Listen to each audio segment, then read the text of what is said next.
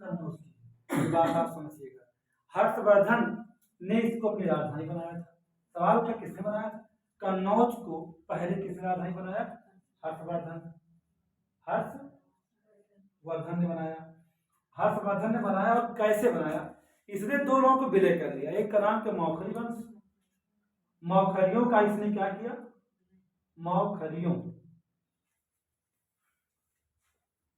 मौखरियों और किसका? थानेश्वर। थानेश्वर दोनों को मिलाया, यानी दोनों का विलय कर लिया और विलय के बाद किसे राजधानी बना लिया? कन्नौज। तो किसने बनाया था? हर्षवर्धन ने बनाया था। अब बात ये थी कि ये बात था कि जब गुप्त काल में पाटलिपुत्र था और जब कन्नौज की महत्ता मतलब पूर्व मध्यकाल में कन्नौज राजधानी बना, किसने बना लिया? हर्षवर्धन ने। तो एक बात ये समझिएगा कि कन्नौज की महत्ता बढ़ गई। कैसी महत्ता बढ़ गई? राजनीतिक महत्ता।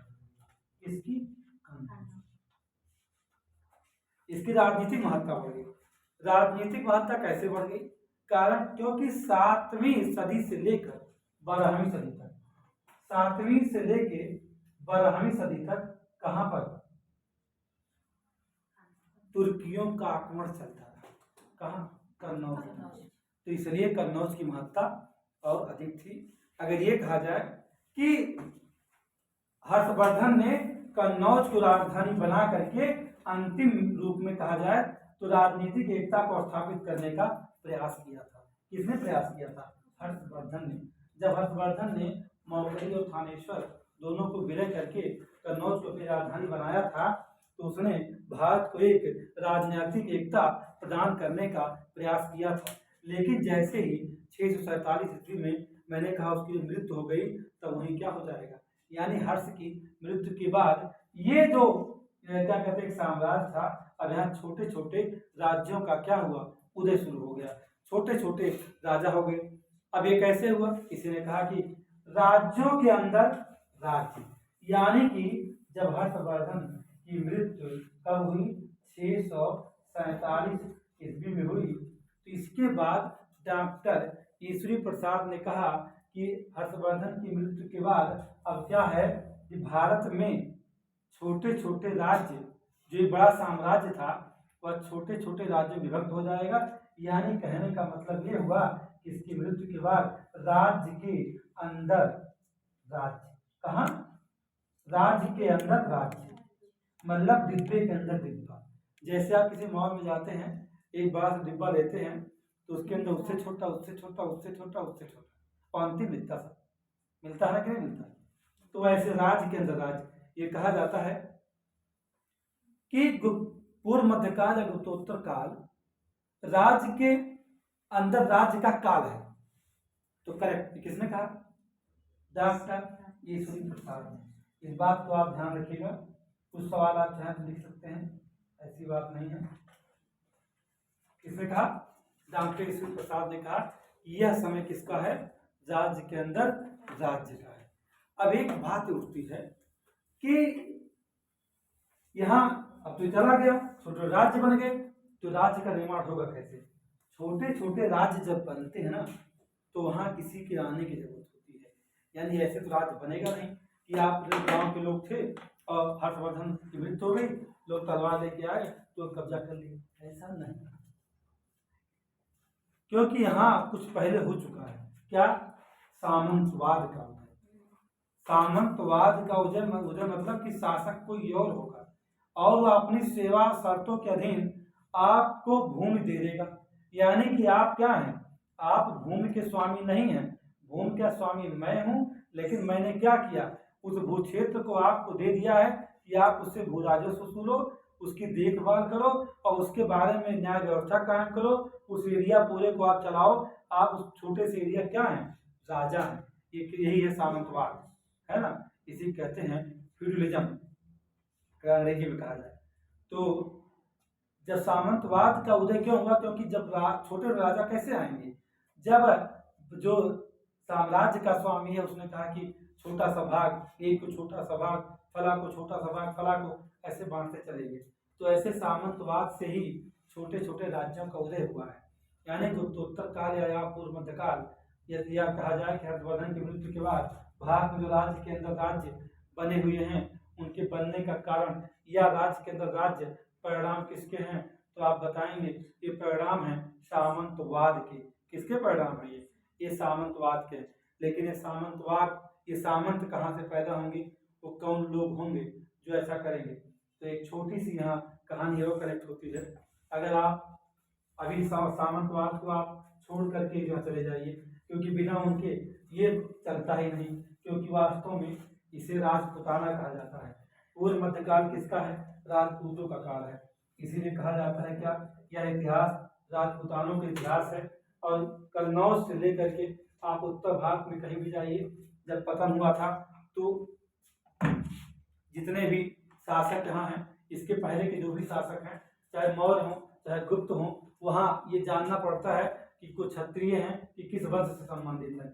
लेकिन यहाँ आपको जानना नहीं पड़ेगा, यहाँ बहुत आसानी से इनका साक्ष्य आज भी उपलब्ध है कि ये लोग कौन हैं। यानी ये कहा जाए, एक नाम है कर्नल टॉड। चलिए पहले ये जानना है कि राजपूत कौन है, क्योंकि उन्हीं की कहानी है। पूर्व मध्यकाल में किसकी कहानी होती है, राजपूतों की होती है। अब आपके मन में थोड़ा सा सवाल चल सकता है कि राजपूत और क्षत्रिय दोनों एक हैं अलग हैं। इस सवाल का जवाब आप स्वयं ढूंढ सकते हैं, ये बात अच्छे समझिएगा, क्योंकि ये विवाद का भी विषय है। क्योंकि इस बात को जो है ये कह सकते हैं कि हाँ राजपूतों से ही क्षत्रियों का जन्म हुआ, तो गलत नहीं है, ये सही है। अगर ये बातें सत्य हैं तो जो हम बताने जा रहे हैं वैसे बातें सत्य हैं, क्योंकि कुछ चीज़ों का ऐसा भी कुछ ऐसा भी इतिहास है हमारे यहाँ जिसके बारे में लिखा नहीं गया। जब लिखने की बात आई तो चंद्रवरदाई जो कि पृथ्वीराज चौहान के दरबारी कवि थे, पृथ्वीराज चौहान ने कहा कि लिखो, किसका इतिहास लिखना है, तो कहा किसका इतिहास लिखना, कहा कि लिखिए राजपूतों का इतिहास। चंद्रवरदाई ने कहा कि जिन लोगों ने आपको बहुत बार युद्ध में हरा दिया हो उन लोगों के इतिहास में कैसे लिखूं, आपका सिर्फ लिख सकता हूँ। इसीलिए चंद्रवरदाई ने सबसे ज्यादा इतिहास पृथ्वीराज चौहान का लिखा। उसके अलावा जो भी राजपूत रहे हैं उनका इतिहास नहीं लिखा गया। मतलब उनके इसका कारण रहता था कि आपस में लड़ते थे तो इन्हें क्या किया जाता था, पृथ्वीराज चौहान अब उनके पास छोटे सामंत थे या छोटे राजा थे, उनका जो भाग था परमार जैसे परमार वंश है, उसका क्षेत्र बहुत छोटा था, तो राजा परमार का इतिहास नहीं लिखा गया, बहुत कम लिखा गया। उनका जो साम्राज्य था उसके बारे में कहानी कब बताई गई। तो जब चंद्रवरदाई, क्योंकि उस समय की अगर बात किया जाए उन चार वंशों में, उस समय उन चार वंशों में जिनकी बात करने में जा रहा हूँ, जिन्हें राजपूत कहा गया है, जिन्हें गुरु वशिष्ठ ने माउंट टाबू पर्वत पर क्या किया था, अग्निकुंड से उत्पन्न किया था। क्यों किया था उसका जवाब आपको मिलेगा। तो जब इतिहास लिखने वाला ना हो तो कैसे आप लिखा जाएगा। जैसे कि राम जन्मभूमि को के इतिहास को सुरक्षित रखने के लिए एक टाइम कैप्सूल उसके भूगर्भ में स्थापित कर दिया गया कि कम से कम कभी ऐसी घटना घटती है, वो ढह जाए, कोई आपदा आ जाए तो कम से कम उसका इतिहास सुरक्षित रहे। जैसे हमारा लाल किला है, जैसे पार्लियामेंट है, जो ऐतिहासिक इमारतें हैं, वहाँ टाइम कैप्सूल उनके एविडेंस के लिए रखा जा रहा है कि भविष्य में कभी कोई विवाद उत्पन्न ना होने पाए।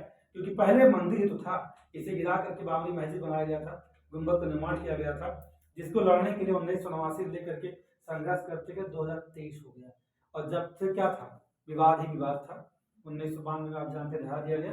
तो ऐसे कुछ विवाद भविष्य में ना हो, इधर टाइम कैप्सूल रखा जाता अब इस समय। तो अगर बात किया जाए किसकी, इन राजपूतों की, तो राजपूतों में कुछ ऐसे रहे चूंकि चंद्रवरदाई लिखा नहीं। अगर इतिहासकार नहीं लिखेंगे तो जबरदस्ती आप कहने भी नहीं जाएंगे कि हाँ लिखिए। जैसे कि उस समय जब कहा गया कि माउंट आबू पर एक यज्ञ कर रहे थे, कौन कर रहा था, पहले कहानी को आप जानिए। उनका नाम तो क्या था, गुरु वशिष्ठ, है ना, क्या नाम था, गुरु वशिष्ठ। ये बात खुद किसने लिखा है, ये बात खुद चंद्रवरदाई ने पृथ्वीराज दासों में लिखा है कि राजपूतों की उत्पत्ति कैसे हुई, है ना। तो राजपूतों की उत्पत्ति कहानी कौन कह रहा है, कह रहे हैं कौन, चंद्रवरदाई। और कहाँ किया इसकी बात इसने, इन्होंने कहा कहाँ, पृथ्वीराज दासों में। ये रचना बड़ी चर्चित है क्योंकि इनकी दरबारी कवि है ये, इन्होंने इसमें लिख दिया। अगर लिखता नहीं तो आप एक बात और नहीं जान पाते, क्या नहीं जान पाते कि राजपूतों की उत्पत्ति कैसे हुई है। अब एक बात और है कि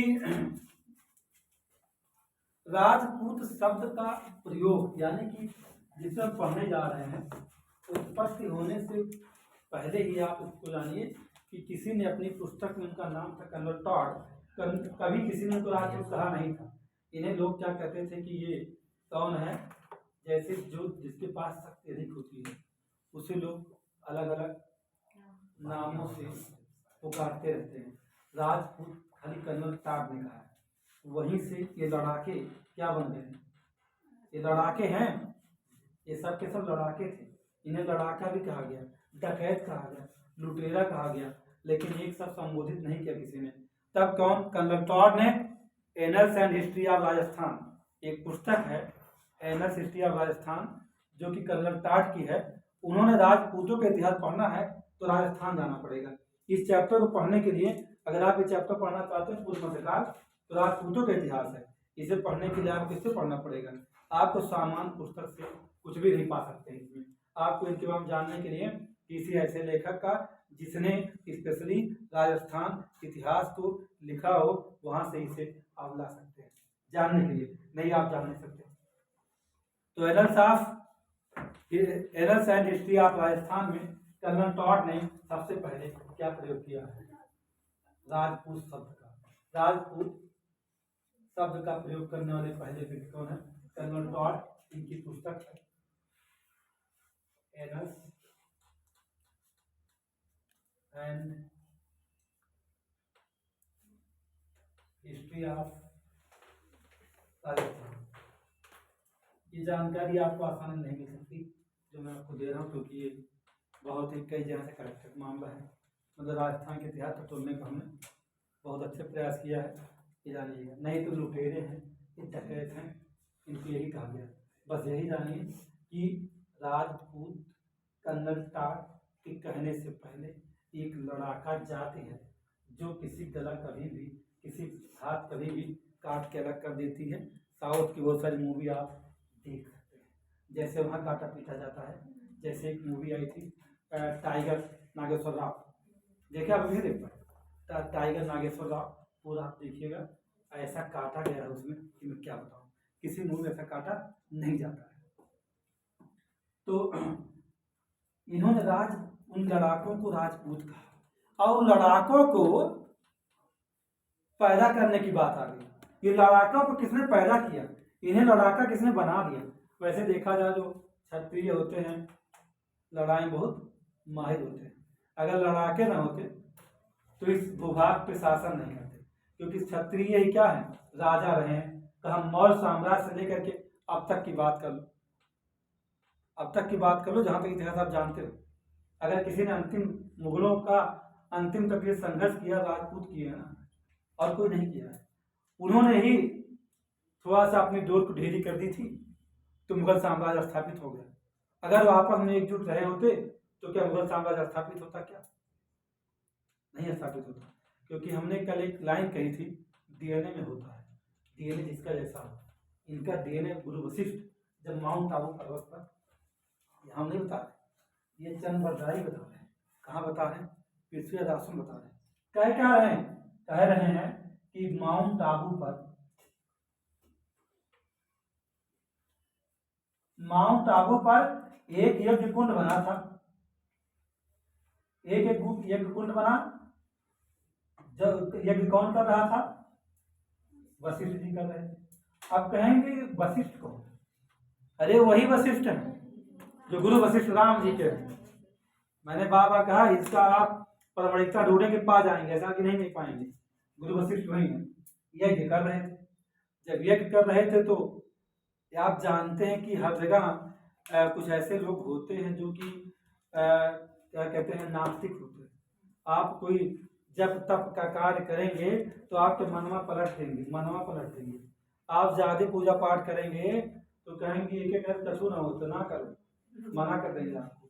ऐसा आपको उकसा देंगे कि आप छोड़ सकते हैं किसी उस ईश्वर की आस्था जिसका हिस्सा आप हैं, जिसमें आपको जाके समा जाना है। तो लोग ऐसे ही लोग थे, असुर कह सकते कि असुर थे। वो असुर क्या कर रहे थे, इसी यज्ञ कुंड में हाड़ मांस डाल रहे थे। उठा उठा करके। ये हम नहीं कह रहे, ये कह रहे चंद्रवरदाई, हम थोड़ा देखिए इसको, ये जो बता रहे बता रहा हूँ, क्योंकि एक चीज मैंने शुरू बता दिया। जब चंद्रवरदाई राजपूतों का इतिहास लिख रहे थे तो एक बात उठी थी कि क्या करें। चंद्रवरदाई ने कहा हुक्म क्या लिखूं मैं इसमें, तो हुक्म मतलब पृथ्वीराज चौहान ने कहा कि उसमें सारा गुणगान मेरा करना, किसी और का मत करना। तो कहे ये कैसे हो सकता है, जब जिसने परमार वंश ने आपको 52 बार हरा दिया, तो ये कैसे हो सकता है। 52 बार हराया था किसने, आला उदल की बात ना, आला उदल मलखान, और क्या नाम था एक का, देव करके कुछ नाम, जो ज्योतिष था। जैसे पंच महावीर महाभारत में है 5 पांडव, वैसे तो बुंदेलखंड 5 है ना, जो 5 पैदा हुए, आला उदल मलखान, और एक माहिर नाम था जो मामा शकुनी के अवसर थे, है ना, और एक नाम ज्योतिषी कोई थे, उनको देवधर या देवर्षि जो भी नाम था, 5 लोगों का उद्भव हुआ था। उनमें से आला उदल मलखान ऐसे है ना कि जिन्होंने 52 बार हरा दिया था पृथ्वीराज। तो चंद्रवरदाई ने कहा कि मैं क्या करूं, क्या लिखूं मैं, तो कहा कि ये मत लिखो कि बहा रहा हूं। तो कहा तो फिर आला उदल की कहानी को हमें और मलखान की कहानी को हमें हटाना पड़ेगा, इस माहिर की कहानी को हमें गायब करना होगा। जैसे महाभारत 18 दिन चला है और उसमें 18 पर्व है ना, वैसे ही आधा में 52 खंड है। अब आप सोच सकते हैं, उसी कॉपी उसे छिपा दिया गया। लेकिन कर्नल टॉड ने एनर्स एंड हिस्ट्री ऑफ राजस्थान में कहानी को बता दिया है, जिसके आधार पर बहुत सारे आधा लोग आधा गाते रहते हैं, जिसमें कहते हैं बड़ा ही अतिशयोक्ति है। उसमें क्या नाम था उसका, आधा ना मलखान, उसमें एक नाम मलखान है जो भीम है ना, जिसने अपनी जंघाओं के दम पे युद्ध लड़ा है और 52 बार हराया है किसे, उस युद्ध में तीनों हैं शामिल, आधा उदल मलखान। ये बात जानिएगा, इसमें से आधा और उदल जो हैं ये दोनों कौन हैं, ये हैं चाचा और भतीजा ना, भाई दो भाई, चाचा भतीजा वो इंदल है, सगे भाई नहीं है लोग। अभी जानिएगा कि जो परमार हैं, राजा परमार, उनकी जो पत्नी थी, उन्हीं के बहन के सब ये लड़के हैं, बस अलग अलग क्षेत्र में इनका विवाह हुआ था। कोई किसी का दक्ष नाम था, दक्ष के लड़के कौन है, उदल है। मतलब 2 ऐसे सेनापति रहे हैं जो जिनके लड़के आला और उदल हैं। मतलब कह सकते हैं कि माताएं एक बहनें थी, मतलब एक पिता से उनका जन्म हुआ था, लेकिन जो उनके पति थे यानी पिता लोग थे अलग अलग थे। यानी कि परमार ने ही अपने सेवक, अपने यहाँ रहने वाले सेनापतियों से अपनी सालियों का विवाह करवा दिया था, ऐसा ये कहा बताया जाता है। तो जो आधा उधर आप की कहानी पूरा सुनते रहते हैं, उस इतिहास को छिपा दिया गया। अगर वह इतिहास आपके सामने अभी सही से आ जाए तो यूँ समझिएगा कि आप कहेंगे ये तो सेम क्या है, ये तो सेम कहानी है महाभारत की, कोई अंतर नहीं दिखेगा उसमें, कोई अंतर नहीं दिखेगा। उसमें आपको श्री कृष्ण नजर आ जाएंगे, उसी में आपको भीम नजर आएंगे, उसी में आपको अर्जुन नजर आएंगे, सब नजर आएंगे, क्योंकि वो कहानी आला उदल इंदल मलखान सबकी तो है। 5 वीर पैदा होंगे बुंदेलखंड में, तो उसको तो नहीं लिखा, तो जब नहीं लिखे हो तो पृथ्वीराज का सही इतिहास का उपलब्ध है नहीं। लेकिन जब उसने रोका तो कहा कि देखो ये तो लिखना पड़ेगा ना कि राजपूत की उत्पत्ति कैसे हुई, तो कहा ये लिखो, क्योंकि वहां लिखोगे तो बताओ कि हाँ मैं चौहान वंश का शासक हूँ और चौहान की उत्पत्ति, चौहान राजपूत हैं, ये चौहान नहीं। आप ये भी समझिएगा, जो पूर्वांचल में चौहान है वो राजपूत नहीं है। वो मतलब जितना लोग यहाँ चौहान लिखते हैं, अगर वो लिखते हैं क्या, लिखते हैं फला सिंह चौहान, तो ये समझिएगा कि यहाँ के लोग पूर्वांचल में जो रहते हैं वो राजपूत चौहान नहीं है, उन्हें लोनिया या नोनिया कहा जाता है यहाँ पूर्वांचल में। वो लिखते हैं, एक लड़का था बलवंत सिंह चौहान लिखता था, मैं उसे पढ़ा तो उससे मैंने पूछा था। तो जैसे लोग लिखते हैं, जो पूर्वांचल के लोनिया होते हैं वो भी अपने आप को राजपूत बताते हैं कि चौहान, अब उनको वो टाइटल उनका ले ले। लेकिन अब एक बात और समझिएगा कि कुछ लोग लिखते हैं राजपूत, राजपूत लिखने का अधिकार हर किसी को नहीं है। राजपूत खाली वही लिख सकता है जो वास्तव में क्षत्रिय हो, यानी राजपूत से उत्पत्ति क्षत्रिय की हुई है। ये बात जानिएगा। तो सभी लोग नहीं लिख सकते हैं। जैसे बहुत लोग लिखते ठाकुर, तो नाव ठाकुर, हाँ ठाकुर, वो गलत, उनकी वो नहीं है। उनके लिए जानते क्षत्रिय है। अब जो क्षत्रिय है वो सिंह लिखता है, और जो राजपूत है वो राजपूत ही लिखता है। जैसे कि चंचल सिंह राजपूत लिखती हैं। अगर आप राजपूत लिखते हैं तो आपको सिंह की जरूरत अब नहीं है, क्योंकि जानते हैं, मैंने कहा दोनों में एक अंतर है, जो क्षत्रिय और सिंह लिखते हैं। अब इस कहानी को थोड़ा सा दूर हटा के देखेंगे तो इन कहेंगे सर क्षत्रिय को उद्भव कैसे हुआ, तो ऋग्वेद में जाना पड़ेगा। जैसे पृथ्वीराज चौहान इतिहास लिखवाते से पक्षपात कर रहे हैं, वैसे ऋग्वेद में अगर इनके वहां ढूंढिए कि क्षत्रिय है, तो चूंकि वहां बड़ा व्यवस्था बताया गया है। ये दोनों बातें बहुत ही गहराई में आसान, बहुत समझना थोड़ा सा मुश्किल भी है कि यहाँ राजपूत की बात चल रही है और यहाँ क्षत्रिय की बात चल रही है। क्षत्रिय क्योंकि वर्ण व्यवस्था में जब आप ऋग्वेद का 10वां मंडल पढ़ते हैं, जिसे पुरुष सूक्त कहते हैं, उसमें 4 वर्ण की बात की गई है, ब्राह्मण, क्षत्रिय, वैश्य, शूद्र। अब उसमें जब आप पढ़ेंगे इस बात को डार्क रखा गया है, छिपाया जाता है, नहीं बताया जाता है, लेकिन आपको हम बता दे रहे हैं। अगर कोई ऋग्वेद पढ़ने वाला जो है कहीं अयोध्या में राम जन्मभूमि के पुजारी हैं, ऋग्वेद अगर पढ़े होंगे तो शायद वो जानते ही इस बात को। जो पढ़ा होगा जानता होगा, इसका साइटेशन अच्छी अच्छी किताबों में दिया जाता है। मैं नहीं पढ़ा हूँ, लेकिन मैं उसकी उस लाइन को जो उद्धृत की गई है उसे जानता हूँ। उस लाइन के जो मैंने पढ़ा आपको बता दे रहा हूँ कि वो कहा गया कि ऋग्वेद में ऐसे ही बताया गया। तो क्षत्रिय का अगर कहा जाए तो क्षत्रिय में एक चर्चा है ययाति की। एक राजा है जिनका, एक ऋषि है जिनका नाम है ययाति ऋषि। ययाति के 2 संतान थी, एक का नाम था रघु और एक का नाम था यदु, यानी दोनों सगे भाई हैं। और ये इनके पास एक कह सकते था, जैसे कहा जाएगा कि कबीले होते थे, तो ऐसे इनके पास बहुत सारे कबीले थे। किसके पास? ययाति के पास। ये जो ययाति ऋषि थे इनके पास बहुत कबीले थे, और ये कहा जाए कि यही मूल गोत्र होता क्षत्रिय का। क्षत्रिय का मूल गोत्र कहाँ है? ययाति गोत्र है।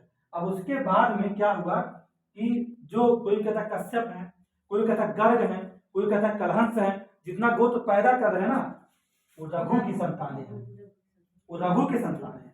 वहां से अब मान लीजिए कि गर्ग इनकी एक संतान थी, तो गर्ग ऋषि से पैदा हो गए कौन? फलाने, तो लिखते हैं मैं गर्ग गोत्रीय हूँ, ऐसा बताते हैं। कश्यप तो कश्यप गोत्रीय हूँ। अब अरे भाई कलहंस गोत्र है, जाने रहिएगा। हाँ गोत्र है कलहंस, और कश्यप भी गोत्र है, अब गर्ग भी गोत्र, गोत्र लिखा जाता है, वो टाइटल नहीं। कलहंस मत सोचिएगा, कलहंस हर जगह नहीं पाई जाती है। कुछ लोग अपने गोत्र को लिख देते हैं और कुछ लोग गोत्र को लिखते हैं। ये कलहंस है क्या? चलिए, तो गोत्र आपके पास ही में एक गांव है, वहां के लोग गर्ग लिखते हैं, पता कि नहीं आपको? वो गर्ग वंशी है। अब गांव का नाम मुझे नहीं याद है, लेकिन वहाँ सब बस चलवाते हैं, बहुत नाम पिटा गाँव है, गाँव के पास वहीं इटवारा नाम का होते, तो गर्ग वंश करते हैं। चलिए, तो गर्ग मतलब लिखते, अब इन्हीं से, अब इन्हीं से जो पैदा होते चले गए, वो बंदा चला गया। अब जानते हैं रघु की जितनी संतानें हैं वो सब के सब क्षत्रिय लिखती हैं, ये बात ध्यान रखिएगा। और जो यदु की संतानें हैं वो सभी यदुवंशी लिखती हैं। ये दोनों अगर आपको सर्च करना है, आप कहीं जाके सर्च कर लीजिए, इन दोनों का ये संबंध है, यानी ये दोनों एक ही संतान है। किसकी? यदु। अब क्या होता कि जैसे पंच विष्णु में एक ऐसा था जिसका नाम सांब था, जिसे कुष्ठ हो गया था। तो क्या होता कि 2 भाई हों, 4 भाई हों, अगर कोई धार्मिक रूप से निकृष्ट हो जाता है तो उसे क्या कर दिया? घर से निकाला कर दिया। बस ये कहानी लोग साथ है। तो जो रघु है, इनसे जितने धर्म लिए सब रियल में सभी जितने क्षत्रिय हैं सब के सब रघुवंशी हैं। गर्ग फर्ग कलहंस फलहंस कुछ नहीं, सब के सब क्या है? रघुवंशी। तो रघुवंश में किसका जन्म हुआ था? रघुपति राघव राजा राम, अयोध्या राजा राम जो राज करने जा रहे हैं, तो रघु वही उन्हीं का वंश है। कौन? किसको? रघुवंश रघुवंशी ये रघु भाई देखे लिखा है रघुकुल रीति सदा चली जाए प्राण जाए वचन न जाए। दशरथ जी के बारे में कहा गया जानते हैं रघु कहा गया ना।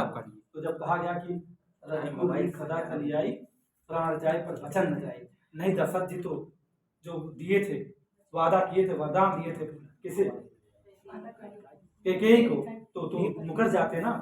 तो कहे कि भाई मैंने जब कहा दिया कि 14 वर्ष का वनवास देंगे पुत्र को, आपने मान दिया तो देंगे, बदलेंगे नहीं, भले ही राम मेरे प्रिय हैं तो क्या हो, वचन वही चीज है। तो ये है भी ऐसा कि मतलब एक अगर कहा जाए कि एक अच्छी मित्रता, मतलब मैं कहीं पक्षपात की बात नहीं कर रहा हूँ, किसी में कोई बात नहीं, अच्छी मित्रता आप किसी क्षत्रिय से हो और मूल क्षत्रिय हो, बनावटी क्षत्रिय ना हो, तो वादा फरामोशी उनमें नहीं, ना इतिहास में उन्होंने गद्दारी की। कोई भी युद्ध अगर लड़े हैं तो लड़े हैं उनके साथ गद्दारी करने वाले, जबकि वहीं आप कलर के इस्लाम को देखते हैं तो उसमें कितना खास नहीं है, चाचा लड़का नहीं है तब वो धोखा दे देंगे, इसमें जो कहेंगे वो करेंगे। तो ये जो रघुवंश है मैंने जो आपको बताया जो है, यही एक कारण है कि पूरी महाभारत की कहानी 2 वंशों पर टिकी हुई है। यह यदुवंश शिरोमणि कौन है? श्री कृष्ण यदुवंश, उनका वंश है, ये उनका वंश है, यानी यदु की संतान श्री कृष्ण स्वयं। अगर आप थोड़ा सा बैठ जाएंगे, अगर आप ऋग्वेद को मानते हो तो नहीं कोई बात नहीं, यही एक ऋषि यदु से आएंगे तुर्वसु, जिनकी चर्चा ऋग्वेद करता मैंने जरूर बताया था। तो सर ये जो जैसे जैसे ये तो हो गए, तो सर ये जैसे ये जो पंडित होते हैं ये ब्राह्मण, अब देखो तो ब्राह्मण ऋषि, यहाँ ब्राह्मण के इसमें ऋषि है, ब्राह्मण का क्या है ये ऋषि है, सब के सब ऋषि है। ये जो सामान्य हमारे देश जीवन में लोग दिखते हैं ये इनको नहीं कहा जाता है, ब्राह्मण वास्तव क्या ऋषि समूह है, वह जैसे ये कबीले बनते चले गए वैसे उनके भी हैं। अब जैसे विश्वामित्र है, वशिष्ठ है, आप युगो युगो तक, अभी तो 32,000 कुछ साल का है आपका जो कलयुग चल रहा है, इसमें से